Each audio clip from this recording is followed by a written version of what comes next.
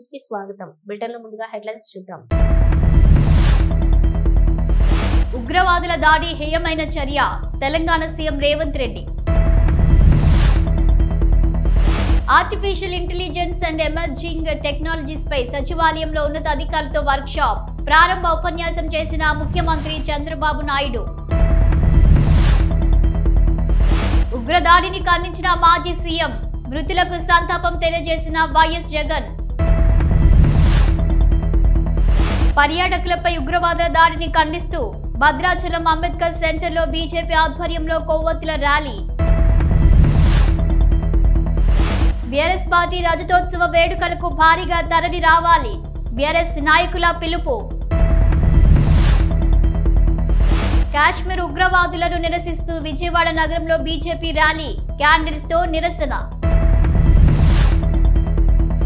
భూభారతి చట్టం అవగాహన సదస్సు, పాల్గొన్న ఖమ్మం కలెక్టర్. జమ్మూ కాశ్మీర్ పహల్గామ్ లో ఉగ్రవాదుల దాడిలో మరణించిన వారి ఆత్మకు శాంతి కలగాలని ప్రార్థిస్తూ ముఖ్యమంత్రి రేవంత్ రెడ్డి, ఉప ముఖ్యమంత్రి Bhatti Vikramarka, AICC incharge Meenakshi Natarajan, PCC అధ్యక్షులు మహేష్ కుమార్ గౌడ్, మంత్రులు, ఎంపీలు తదితరులు 2 నిమిషాలు మౌనం పాటించారు.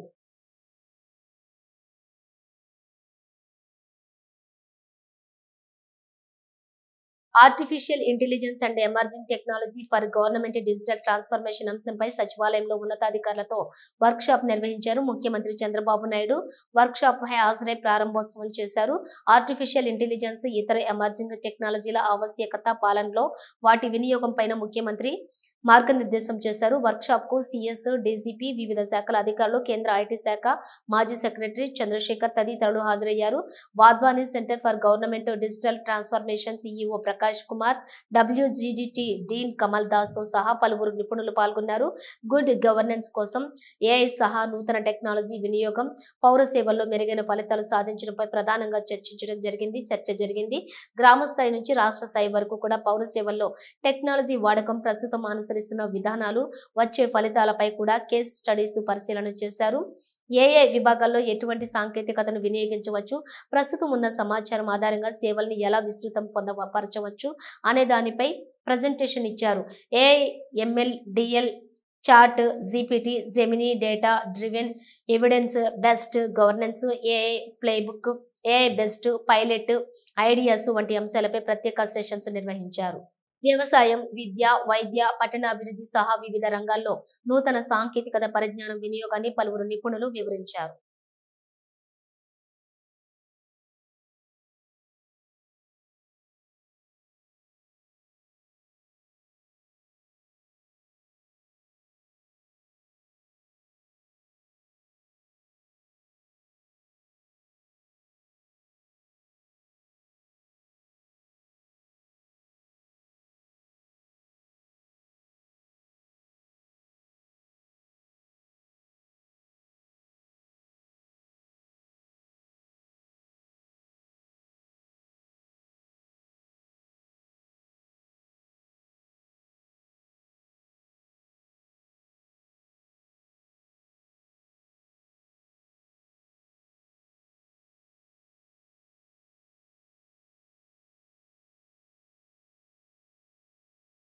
ఉగ్రవాద చర్యలు భారతదేశాన్ని ఏమీ చేయలేవని ఏపీ సీఎం చంద్రబాబు అన్నారు.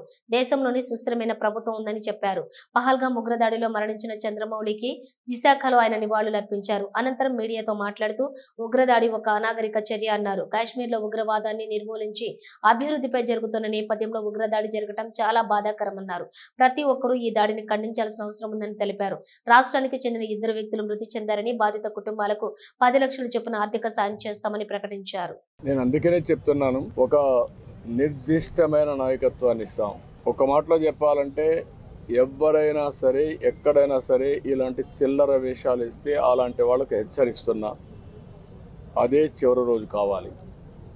ఎందుకంటే ప్రజా జీవితాలతో ఆడుకుని దేశాన్ని బెదిరించాలనో, దేశ సమగ్రతను దెబ్బతీయాలనుకుంటే మాత్రం వాళ్ళ ఆటలు సాగవు. జమ్మూ కాశ్మీర్లోని పహల్గామ్ వద్ద ఉగ్ర ముష్కరుల అటవిక దాడిలో ప్రాణాలు కోల్పోయిన మృతుల కుటుంబాలకు శ్రీ వైఎస్ జగన్ సంతాపం. పహల్గామ్లో జరిగిన ఘటన మనం అందరికీ తెలిసిన విషయమే. 2 నిమిషాల పాటు వారికి శ్రద్ధాంజలి ఘటిద్దాం.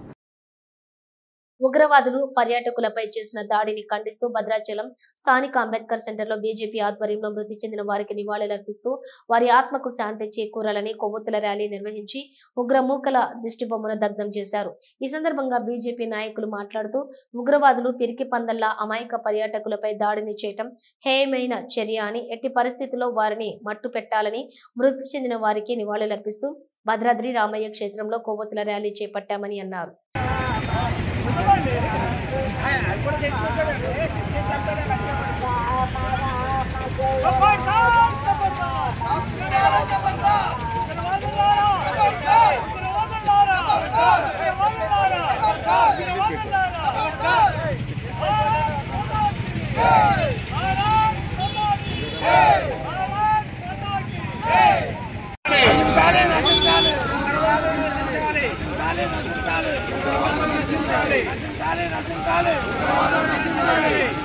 ఈ నెల 27వ తేదీన జరిగే బీఆర్ఎస్ పార్టీ రజతోత్సవ వేడుకలకు శేర్లింగంపల్లి నియోజకవర్గం నుండి భారీగా తరలి రావాలని గచ్చిబౌలి డివిజన్ మాజీ కార్పొరేటర్ కొమిరిశెట్టి సాయిబాబా పిలుపునిచ్చారు.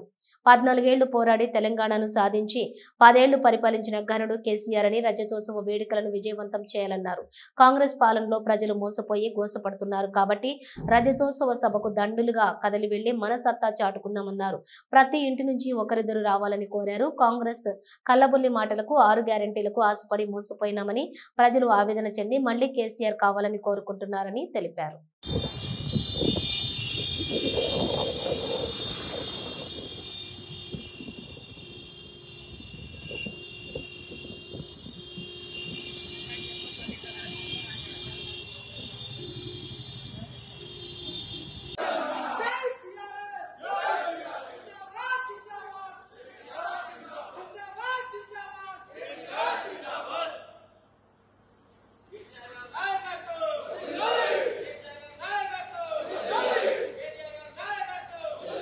మియాపూర్ పోలీస్ స్టేషన్ పరిధిలోని ఓ గేటెడ్ కమ్యూనిటీలోని జెప్టో జొమాటో డెలివరీ బాయ్స్ ఆల్సర్ చేశారు. డెలివరీ కోసం వచ్చిన ఒక అబ్బాయిని మై హోమ్ జ్యువెలర్స్ అపార్ట్మెంట్ లో సరైన గుర్తింపు కార్డు లేదని నిలదీయడంతో వివాదం మొదలైంది. డెలివరీ చేసిన తర్వాత తన వాట్సాప్ గ్రూప్ ద్వారా 100 మంది బాయ్స్ ని పిలిపించి అపార్ట్మెంట్ వాసులపై దాడికి దిగారు. మై హోమ్ జ్యువెలర్స్ అపార్ట్మెంట్ ఉన్న 3 గేట్లు మూసివేసి దాడికి దిగారు. స్కూల్ నుంచి వస్తున్న విద్యార్థులు మహిళలపై తాగి అసభ్యంగా ప్రవర్తించారని My Home Jewellers vice president Mahesh తెలిపారు. అడ్డొచ్చిన అపార్ట్మెంట్ వాసులపై దాడి చేయడం సరైన పద్ధతి కాదని ఆయన తెలిపారు. ఇలాంటి వారిపై పోలీసులు ఉన్నత ప్రత్యేక దృష్టి పెట్టి ప్రభుత్వంలో చర్చించి సరైన నిర్ణయం తీసుకోవాలని తెలిపారు. అనంతరం పోలీసులు రంగప్రవేశం చేసి దాడికి దిగిన 6గురిపై కేసు నమోదు చేసి అదుపులోకి తీసుకున్నారు. స్విగ్గీ, జొమాటో, జెప్టో సంస్థల డెలివరీ బాయ్స్ కి లేదా గుర్తింపు కార్డు ఇచ్చి పంపించాలే తప్ప ఎలాంటి గుర్తింపు లేని వారిని ప్రోత్సహించకూడదని అపార్ట్మెంట్ వాసురాలు అలేఖ్య తెలిపారు. భవిష్యత్తులో గేటెడ్ కమ్యూనిటీలోనే కాకుండా రెసిడెన్షియల్ కాలనీలో కూడా ఇలాంటి ఘటనలు జరగకుండా తగిన చర్యలు తీసుకోవాలని డిమాండ్ చేశారు.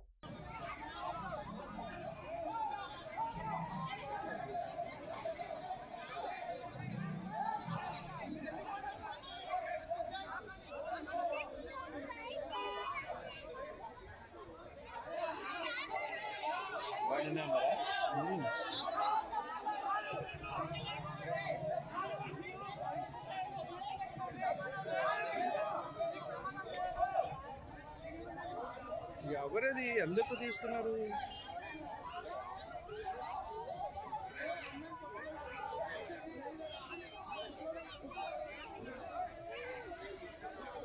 సెక్యూరిటీ వాళ్ళకి అలాగే గొడవ. మిత్రులందరికీ నమస్కారం అండి.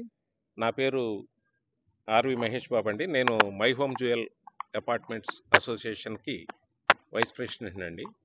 మొన్న సాటర్డే 19th నాడు ఒక delivery boy, Zepto delivery boy మా క్యాంపస్లోకి మాకు రోజు 600 నుంచి వస్తారండి. 700 వరకు డెలివరీ బాయ్స్ వచ్చి వెళ్తుంటారు, అన్ని రకాల కంపెనీ వాళ్ళు.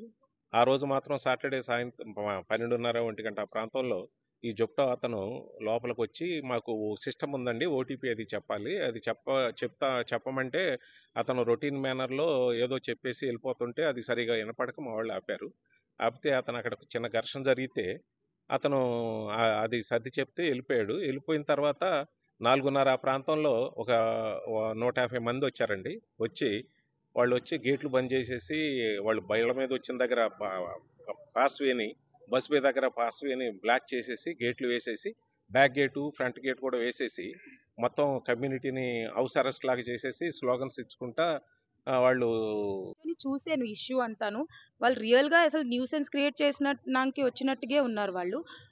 ఒక పర్సన్ అయితే సైడ్కి వెళ్ళి ఫోన్లో మాట్లాడి ఇక్కడ ఆల్రెడీ ఇంతమంది ఉన్నారు, మీరు ఇంకా రండి, మనం ఇంకా న్యూసెన్స్ క్రియేట్ చేద్దాం అన్నట్టుగా వాళ్ళు మాట్లాడారు. సార్ చెప్పినట్టుగా ఆ రోజు సిచ్యువేషన్ అసలు చాలా హ్యాండిల్ చేయకపోయి ఉంటే వాళ్ళు లోపలికి వచ్చేసి రెసిడెంట్స్కి కూడా హామ్ చేసే పరిస్థితుల్లోనే వాళ్ళు ఉండేరు. వెళ్ళి వచ్చిన వాళ్ళ కార్ల మీద కూడా బ్లాక్ చేసేసి వాళ్ళ బోనెట్స్వి కొట్టేసి చాలా న్యూసెన్స్ క్రియేట్ చేసేసి అన్నెసెసరీలీ వీ వాంట్ జస్టిస్ అంటే అక్కడ జరిగింది అంత పెద్ద సిచ్యువేషన్ కాదు, కానీ వాళ్ళు కావలసుకొని పెద్దగా చేసేసి అంటే మీరు పార్కింగ్కి డబ్బులు తీసుకున్నప్పుడు లేదా మేము ఇలా చేస్తున్నాము, మేము ఇది వదలము, చాలా దూరం వరకు తీసుకెళ్తాము అన్నట్టుగా వాళ్ళు మొత్తం న్యూసెన్స్ క్రియేట్ చేశారు ఆ రోజు. అయితే 5కి మా గెస్ట్లు వస్తే గేట్ దగ్గరికి వెళ్తే గేట్లు టోటల్ క్లోజ్ అయినాయి అని చెప్పారు.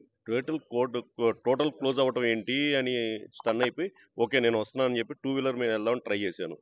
2 వీలర్ ఆపేశారు. ఓకే వాళ్ళ రూల్స్ ప్రకారం మనం ఏదో జరుగుతుందని చెప్పి 2 వీలర్ పార్క్ చేసి నడుచుకుంటూ వెళ్తున్నా. ఈ నాపండి రా అని చెప్పి నన్ను ఫస్ట్ బాబు నేను ఇట్లా వెళ్తున్నానని చెప్పేసి వాళ్ళని ముందు అక్కడ గెస్ట్లను తీసుకురావాలని గెస్ట్లను తీసుకొచ్చి పంపించేసి ఇప్పుడు ఏందా మీ సమస్య ఏంటంటే ఎంఎన్ రావు గారు హ్యాండిల్ చేస్తున్నారు, ఎంఎన్ రావు గారు అపాలజీ చెప్పిస్తారని చెప్పేసి పేరు బయటకు వచ్చింది. ఎంఎన్ రావు గారు టోటల్గా ఆ రోజు జరిగిన సిచ్యువేషన్ నుంచి బాబు మీరు 5 మెంబర్స్ రండి బయటికి, మీకు జరిగింది ఏంటో 1 to 1 చెప్పండి, దానికి మేము ఏంటి సొల్యూషన్ అని చెప్తాం, అంతేగాని మీరు గొడవ చేయొద్దని చెప్పి ఎంఎన్ రావు క్లియర్ చెప్పారు. దానికి వాళ్ళు అది ఆకుండా గ్రూప్లో క్రియేట్ చేసుకొని మొత్తం అందరూ ఆల్మోస్ట్ సార్ చెప్పిన మహేష్ గారు చెప్పినట్టు చాలామంది కాదు 90% డ్రంక్ చేసి ఉన్నారండి. ఎందుకంటే వాళ్ళు యూజింగ్ అబ్యూజ్ లాంగ్వేజ్, చాలా ఘోరమైన లాంగ్వేజ్ మాట్లాడుతున్నారు. వాళ్ళు ఏంటి ఇంటెన్షన్గా అందులో ఒకటి వచ్చేసి లేదు నాకు లాస్ట్ ఇయర్ వీడు 500 ఫైన్ వేసాడు నేను రాంగ్ పార్క్ అంటే మనసులో ఎయ్యో పెట్టుకొని మొత్తం గ్లెడ్జెస్ పెట్టుకొని వాళ్ళు ఒక క్రియేట్ చేయాలని చెప్పేసి ఏది అక్కడ కొంచెం మేము కనుక వదిలితే లోపలికి వచ్చేయాలని చెప్పేసి వాళ్ళ ఇంటెన్షన్ 100% లూటీ చేయాలండి మై హోమ్ని. ఆ రోజు క్లియర్ కట్ మేము సిచ్యువేషన్లో నేను ఉన్నాను. ప్రాక్టికల్గా నేను చాలా కన్విన్స్ చేసి చెప్పా బాబు ఇదంతా మీకు భవిష్యత్తు ఉంది, చిన్నపిల్లలు టాపిక్ డైవర్ట్ అయిపోయి మీరు నష్టపోతారంటే ఏంట్రా నువ్వు మాట్లాడేది, వాళ్ళు మనం చెప్పేది వినే పరిస్థితుల్లో లేరు. అంటే ఏజ్ ఫ్యాక్టరా వాళ్ళది, వాళ్ళు అలా ఉన్నారు. బట్ దీన్ని సీరియస్గా తీసుకోండి. తాగున్నారు అనేది రేపు పొద్దున ఏదైనా జరగవచ్చు. ఫ్యామిలీస్ చాలామంది ఇందుట్లో మై హోమ్లో అందరం ఆల్మోస్ట్ బయటకు వెళ్ళిపోతాం, వర్క్స్ మీద ఫ్యామిలీస్ ఉంటారు, పిల్లలు ఉంటారు, సీనియర్ సిటిజన్స్ ఉంటారు. ఇది భవిష్యత్తు తరాలకి ఇది జరగకుండా మీరు ఎరాడికేట్ చేయండి. దీన్ని ఎలా ఇంప్లిమెంట్ చేస్తారు? కాశ్మీర్ ఉగ్రవాదులను నిరసిస్తూ విజయవాడ నగరంలోని ఏకకాలంలో 3 ప్రాంతాల్లో బీజేపీ ఆధ్వర్యంలో క్యాండిల్స్ ర్యాలీ నిర్వహించారు. కాశ్మీర్ లో భారతీయులపై జరిగిన దాడి ఖండిస్తూ బీజేపీ పార్టీ ఆధ్వర్యంలో క్యాండిల్ ర్యాలీలో పాల్గొన్న వైద్య ఆరోగ్య శాఖ మార్చులు వై సత్యకుమార్ యాదవ్, మంత్రి సత్యకుమార్ యాదవ్ పాయింట్స్ ప్రపంచ దేశాలు అన్ని కాశ్మీర్ లో జరిగిన దాడిని ఖండిస్తూ భారతదేశానికి అండగా నిలిచాయి. కొంతమంది ఉగ్రవాదులు పిరికి పంద చర్యగా పాల్పడి కొంతమంది అమాయకుల ప్రాణాలు తీశారు. దేశ నాయకత్వం చూస్తూ ఊరుకునే పరిస్థితిలో లేదు. గతంలో లాగా ఏం చేస్తే సాగుతుందనే భ్రమలో ఉన్నారు. ఎవరైతే ఉగ్రవాద దాడిలో చనిపోయినా 26 మందికి నివాళులర్పిస్తున్నాం. ఖచ్చితంగా ఈ ఉగ్రవాద దాడిలో పాల్గొన్న ప్రతి ఒక్కరిని వెతికి శిక్ష పడేలా చేస్తాం. అలాగే ఈ ఉగ్రవాద దాడిలో ఆంధ్రప్రదేశ్ విశాఖకు చెందిన చంద్రమౌళి, కావలికి చెందినటువంటి మధుసూదన్ ఈ ఉగ్రవాద దాడిలో ప్రాణాలు కోల్పోయారు. వారి పార్థివ దేహాలు ఈ రోజు వైజాగ్ చేరుకున్నాయి. వారి మృతదేహాలను చూడటానికి ముఖ్యమంత్రి చంద్రబాబు విశాఖపట్నం వస్తున్నారు. పార్టీ ఆదేశాల మేరకు అంత్యక్రియల్లో కూడా పాల్గొనడం జరుగుతుంది. అమర్నాథ్ యాత్రలో భారీగా హిందువులు తరలి వస్తున్నారు. 145 కోట్ల భారతీయుల మనోభావాలు దెబ్బతీసే విధంగా ఈ ఉగ్రవాద దాడి జరిగిందని మంత్రి పేర్కొన్నారు. నిన్న కాశ్మీర్లో పహల్గాం జిల్లాలో అమాయక ప్రజలపై భారతీయులపై ఉగ్రవాద మూకలు చేసిన ఘాతుకం అత్యంత హేయమైనది. ఈ మానవ హోమం అత్యంత ఖండించదగ్గది. గత కొన్ని సంవత్సరాలుగా ఆర్టికల్ 370 రద్దయిన నేపథ్యంలో జమ్మూ కాశ్మీర్ ప్రాంతంలో, ముఖ్యంగా కాశ్మీర్ ప్రాంతంలో రాష్ట్రం ఆర్థిక ప్రగతిని సాధిస్తూ ప్రజలందరూ ఉద్దేశాలను మర్చిపోయి ఒక సహృద్భావ వాతావరణంలో ఇవాళ కలిసిమెలిసి ఉంటున్న నేపథ్యంలో గతంలో లాగా యువత తీవ్రవాదం వైపు మరలడం లేదు, స్టోన్ పెల్టింగ్లు జరగట్లేదు, పెద్ద ఎత్తున ఉద్యోగ ఉపాధి అవకాశాలు లభిస్తున్నాయి. సామాజిక ఆశకి దీనికి ఏం సంబంధం అండి? మీరు గతంలో 10 సంవత్సరాలు చూస్తే ఏ రోజు టీవీ పెట్టినా, ఏ న్యూస్ పేపర్ చెప్పినా, ఎక్కడ చూసినా ఉగ్రవాద బాంబులు దాడులు జరిగేవి. హైదరాబాద్లో లుంబిని పార్కులో దాడి చేస్తే 150 మంది చచ్చిపోయారు. గోకుల్ చాట్ దగ్గర దాడి చేస్తే 175 మంది చచ్చిపోయారు. 4 పాకిస్తాన్ నుంచి భారతదేశంలో వచ్చి 356 మందిని బాంబేలో కాల్చి చంపేశారు. అవాళ ఈ ఉండిందా? ఎందుకు ఇటువంటి వక్రీకరించే పద్ధతులు చేస్తున్నారు? దీనికి దానికి ఏం సంబంధం? ప్రజలు ఇవాళ 140 కోట్ల మంది ట్రిపుల్ తలాక్ తెచ్చినప్పుడు ముస్లిం మహిళలంతా హర్షించారు, స్వాగతించారు. తర్వాత సిఏ యాక్ట్ తెచ్చినప్పుడు ముస్లిం సమాజం హర్షించింది, స్వాగతించింది. ఇవాళ కూడా 85% ముస్లింలు ఎవరైతే అత్యంత వెనుకబాటుతనంలో ఉన్నారో వారి జీవన ప్రమాణాలు పెంచుకోవడం కోసమే వక్ఫ్ బిల్లు తీసుకురావడం జరిగిందనే విషయాన్ని పదే పదే అన్ని ఎక్కడ చూసినా అర్థమవుతుంది. కొంతమంది చేతిలో అన్యాక్రాంతం అవుతోంది. కొంతమంది పెద్దలు 10%, 5% మంది పెద్దల జేబుల్లోకి ముస్లిం సోదరులకు వాళ్ళ సంక్షేమానికి, అభివృద్ధికి సంబంధించిన నిధులు వెళ్తున్నాయి, వాళ్ళ భూములు అన్యాక్రాంతం అవుతున్నాయనే ఒక సదుద్దేశంతో 85% మంది ముస్లింలలో బీసీలు ఉంటున్నారు. వారి పిల్లల ఒక ఉజ్వల భవిష్యత్తు ఉండాలనే లక్ష్యంతో తీసుకొస్తే దాని పాకిస్తాన్ భాష మాట్లాడుతున్నారు. మరి పాకిస్తాన్ ఉగ్రవాదులు ఈ దాడి చేశారు, దీనికి పాకిస్తాన్కి ఏం సంబంధం? ఉగ్రవాద దాడులు జరిగితే ఈ రకంగా వక్రీకరించే దాన్ని బట్టి చూసి వారు ఎటువంటి మానసిక స్థితిలో ఉన్నారనే విషయాన్ని అర్థం చేసుకోవాలి. వారు ఈ మాటలు మాట్లాడేవారు ఖచ్చితంగా ఈ దేశానికి సంబంధించిన వాళ్ళు కాదు. 26 మంది అమాయకుల ప్రాణాలు పోతే ఇటువంటి రాజకీయ ప్రేలాపనలు, అసందర్భ ప్రేలాపనలు చేస్తున్న వాళ్ళు ఖచ్చితంగా దేశభక్తులైతే కాదు. ఈ సమాజానికి చీడ పురుగులు. అటువంటి వారిని ఎంతో తొందరగా వదిలించుకుంటే, వారి వ్యక్తులైనా శక్తులైనా వదిలించుకుంటే దేశానికి, సమాజానికి, ముఖ్యంగా ముస్లిం సమాజానికి అంత మేలు జరుగుతుంది. పహల్గాం ఉగ్రవాదుల దాడిలో ప్రాణాలు కోల్పోయిన వారి ఆత్మకు శాంతి చేకూరాలని ప్రార్థిస్తూ విజయవాడలోని కృష్ణ మిల్క్ యూనియన్ మిల్క్ ఫ్యాక్టరీలోని మానవహారం ఏర్పాటు చేశారు. ఈ మానవహారంలోని పాల్గొని ఉగ్రవాదుల దాడిని ఎంపీ కేశినేని శివనాథ్ ఖండించారు. ఎంపీ మాట్లాడుతూ పహల్గాం ఉగ్రవాదుల దాడిని ఖండిస్తూ ఈ దాడి పాకిస్తాన్ ఆధ్వర్యంలోనే జరిగింది. ఉగ్రవాదులు దాడుల్లో గాయపడిన వారికి సానుభూతి తెలియజేయడంతో పాటు మృతి చెందిన వారికి సంతాపం ప్రకటించారు. ఇలాంటి అమానుషమైన దాడులకు పాల్పడిన వారిని, ప్రేరేపించిన వారిని కూడా కేంద్ర ప్రభుత్వం కఠినంగా శిక్షిస్తుంది. దేశ ప్రజలందరూ కూడా ఐకమత్యంగా ఒకటై ఉంటున్న సమయంలో విభేదాలు సృష్టించడానికి ఉగ్రవాద మూకలు ఈ దాడికి పాల్పడ్డారు. దేశ ప్రజల మధ్య విభేదాలు సృష్టించేందుకు ప్రయత్నిస్తున్న అరాచక శక్తుల్ని కఠినంగా శిక్షించాలని దేశ ప్రజలందరూ ముక్త కంఠంతో కోరుకుంటున్నారని అన్నారు.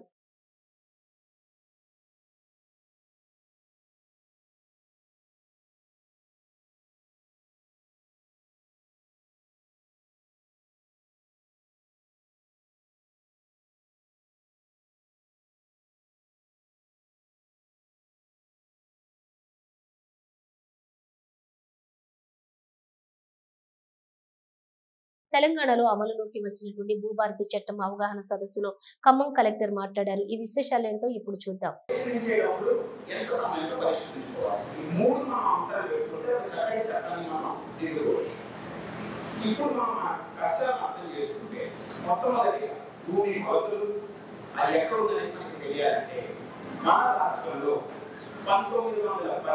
నుంచి 1930 లోపల సర్వే జరిగాయి. అంటే బాగా మైదాన రాష్ట్రంలో సర్వే చేయాలి.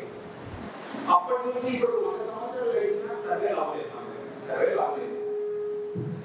చట్టంలోనే 30 సంవత్సరాలకు ఒకసారి సర్వే చేయాలని చట్టంలోనే ఉంటాయి. కానీ వివిధ కారణాల వల్ల మనం చేసుకోలేకపోయాం. కానీ మనకు కూడా తెలుసు గ్రామంలో అనుకున్న కష్టాలు ఏంటి. నాకు పట్టా ఒక చోట్లో ఉంది, కబ్జా ఇంకో చోట్లో ఉంది. అన్నదమ్ములు అందరూ పంచుకున్నారు, పంచేటప్పుడు కాగితమైన సర్వే నెంబర్లు పంచుకున్నారు, కబ్జా ఇంకెక్కడో ఉంది. మనం మళ్ళీ అమ్మడానికి వెళ్ళినప్పుడు నేనే మళ్ళీ ప్రశ్న అడుగుతాం, అయ్యా నీకు ఇక్కడ పట్టాలి ఎలా అమ్ముతున్నావు అనేది. మళ్ళీ మీరు రిజిస్ట్రేషన్ ఆఫీస్కి వెళ్ళాలి, ఎక్స్చేంజ్ గ్రీట్ అంటారు, ఇవన్నీ అంటారు. మనం చూసాం లేదా గ్రామంలో ఇవన్నీ.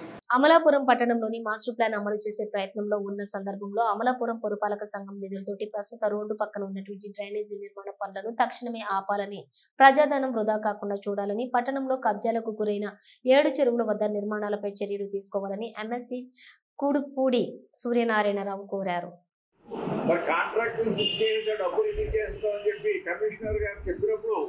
మనం తక్షణం దాన్ని ఆపాలి కదా, లేకపోతే 1,50,00,000 ప్రజాధనం కూడా ఈవేళ ఈ డ్రైనేజీలు ఆధునీకరణను అంటుపెట్టి ముఖ్యంగా మా హై స్కూల్ దగ్గర నుంచి సుబ్బారెడ్డి గుడి వరకు, అలాగే మరి మున్సిపల్ ఆఫీస్ ఎదురుకుండా 1,50,00,000 ట్రైన్ అది ఇవన్నీ కూడా ఆ డబ్బంతా వృధా చేసేస్తారు. కాబట్టి తక్షణం మీరు మీ ఎగ్జిక్యూటివ్ ఆర్డర్స్తో ఈ వర్క్లన్నీ కూడా ఆపమని కలెక్టర్ గారికి మీరు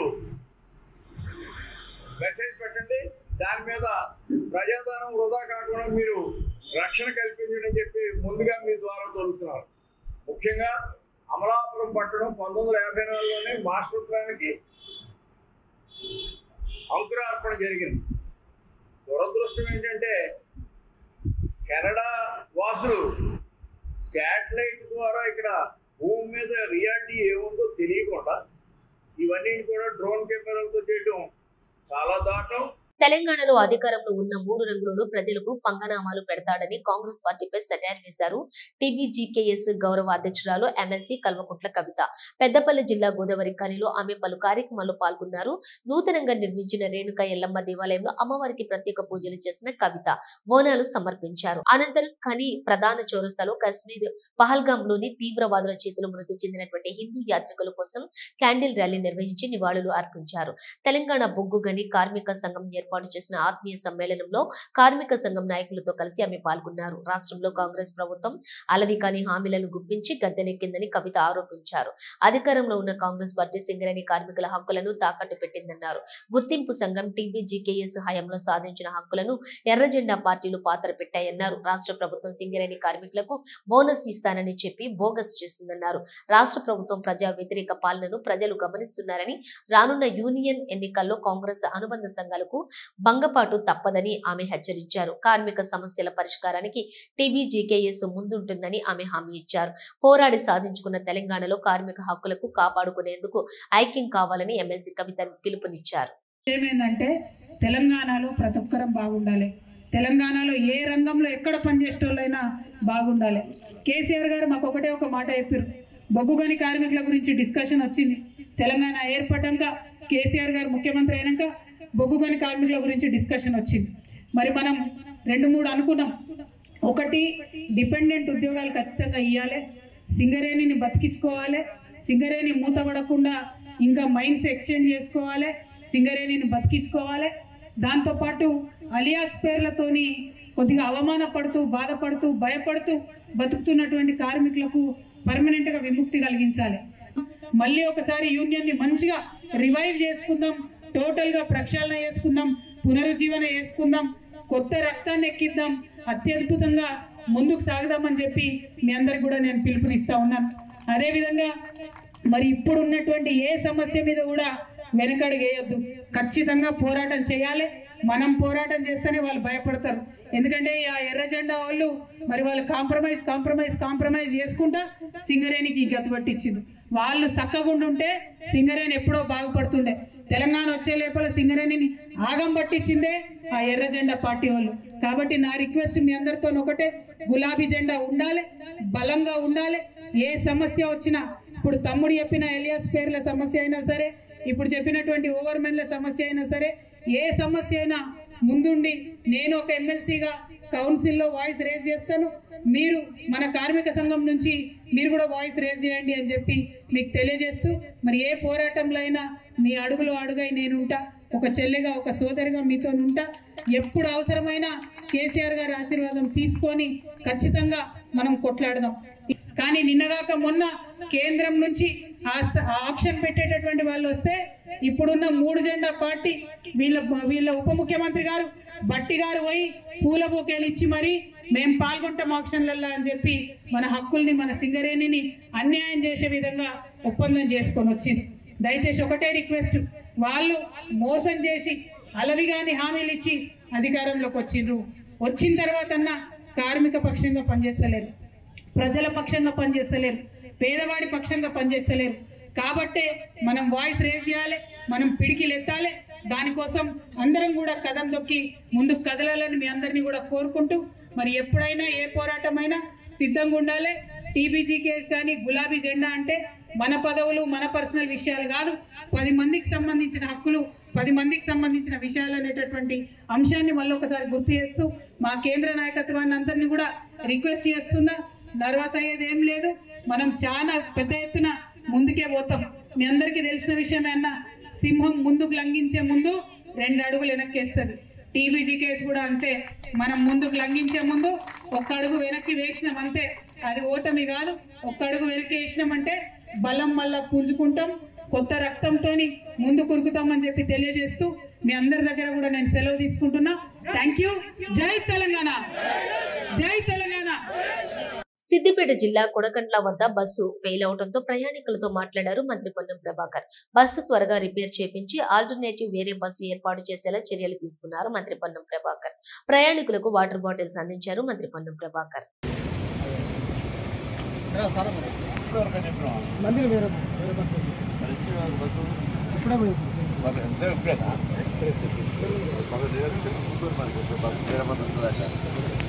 ఓకే సార్, చేసుకోలే మరి ఇప్పుడే కానీ